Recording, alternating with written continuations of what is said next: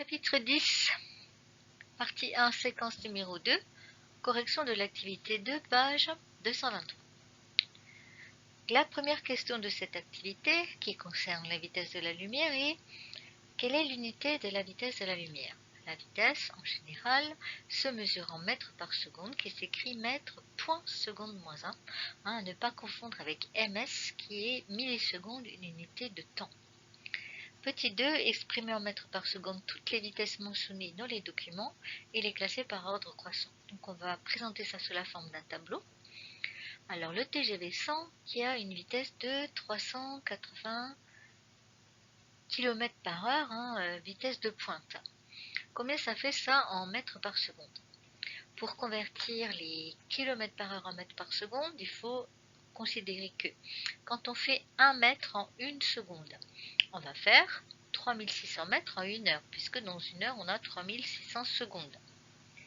Donc 3600 mètres, c'est 3,6 km, ce qui veut dire que 1 mètre par seconde correspond à 3,6 km par heure, ou 1 km par heure, c'est 1 sur 3,6 mètres par seconde. 380 km par heure, pour les convertir en mètres par seconde, il va donc falloir diviser 380 par 3,6. Donc ça fait 106 mètres par seconde, d'où le nom de TGV 100.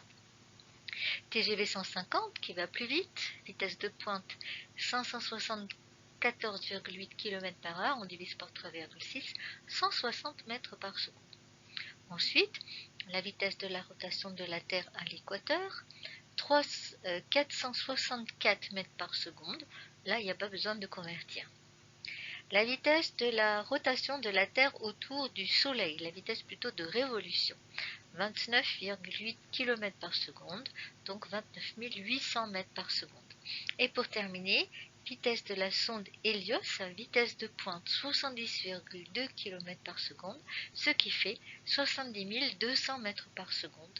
Donc c'est la vitesse la plus grande qui est notée ici dans cette activité. Petit 3, vérifier que la sonde Hélios est 2 fois plus rapide que la Terre sur son orbite. Donc on va diviser 60 200 par 29 800, on trouve 2,4. Le résultat est confirmé.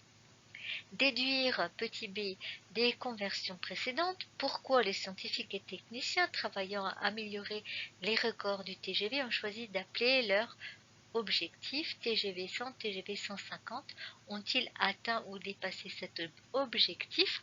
On y a déjà répondu oralement. TGV 100, la vitesse est à peu près égale à 100 mètres par seconde. TGV 150, la vitesse devrait être égale à 150 mètres par seconde. À chaque fois, avec 106 et 160, on a dépassé les objectifs. Parmi les objets cités, quel est celui qui est animé de la plus grande vitesse? L'objet qui a la plus grande vitesse est la sonde Hélios. Petit 4a. Retrouver la vitesse de la lumière mesurée par Fizeau en 1849. Le rayon lumineux a donc parcouru la distance Montmartre-Suresnes, qui est de 8,633 km. Donc a fait l'aller-retour, donc a parcouru 2 fois cette distance en 55,11 microsecondes. 55,11 microsecondes, ça fait 55,11 fois 10 puissance moins 6. Donc pour calculer la vitesse, on fait d sur delta t, la distance 2 fois 8633 mètres, 2 fois parce que la lumière fait l'aller-retour, divisé par la durée, et donc on trouve 3,134 fois 10 puissance 8 mètres par seconde, ce qui n'est pas si mal, puisque la vitesse de la lumière est très proche de 3 fois 10 puissance 8 mètres par seconde. Estimer sans calculatrice le rapport entre la vitesse de la lumière et la vitesse du TGV 150. Donc la vitesse de la lumière 3 fois 10 puissance 8, la vitesse du TGV 150 mètres par seconde, pour arrondir. Donc 3 fois 10 puissance 8, c'est comme 300 fois 10 puissance 6. 300 divisé par 150, ça fait 2, donc on trouve 2 fois 10 puissance 6, c'est-à-dire 2 millions. Donc la lumière va 2 millions de fois plus vite que le TGV 150 quand il a sa vitesse de pointe. La durée, estimer la durée que mettrait le TGV 150 pour faire la distance Suresnes-Montmartre. Donc pour ça, on utilise le fait que le TGV va 200 millions de fois moins vite que la lumière. La lumière, pour faire cette distance, elle a besoin de 55,11 fois 10 puissance moins 6, donc pour faire l'aller-retour. Donc on divise par 2 pour faire juste un aller. Donc 55,11 fois 10 puissance moins 6 multiplié par 2, fois, divisé par 2, fois 2 fois 10 puissance 6. On simplifie par 2. Donc 10 puissance moins 6 fois 10 puissance 6, ça fait 10 puissance 0, ce qui fait 1. Donc en arrondi, ça fait à peu près 55 secondes. Donc pour parcourir la même distance, le TGV en vitesse de pointe mettrait 55 secondes. Pour terminer, conclure, on va reprendre un petit peu ce qu'on a vu. Donc le TGV 100 a une vitesse de pointe de 100 mètres par seconde.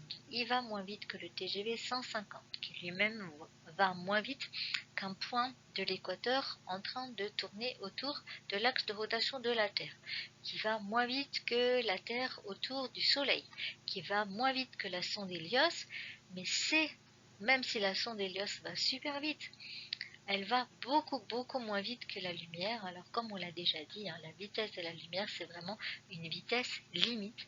Rien ne va plus vite que la lumière dans le vide. Donc juste pour avoir une idée, pour parcourir la distance Terre-Lune, la lumière met à peu près 1,3 secondes. Et pour parcourir la distance Terre-Soleil, qui est quand même le Soleil à 150 millions de kilomètres de la Terre, la lumière, elle met 8 minutes. Voilà, cette activité est terminée. On passe à la suite.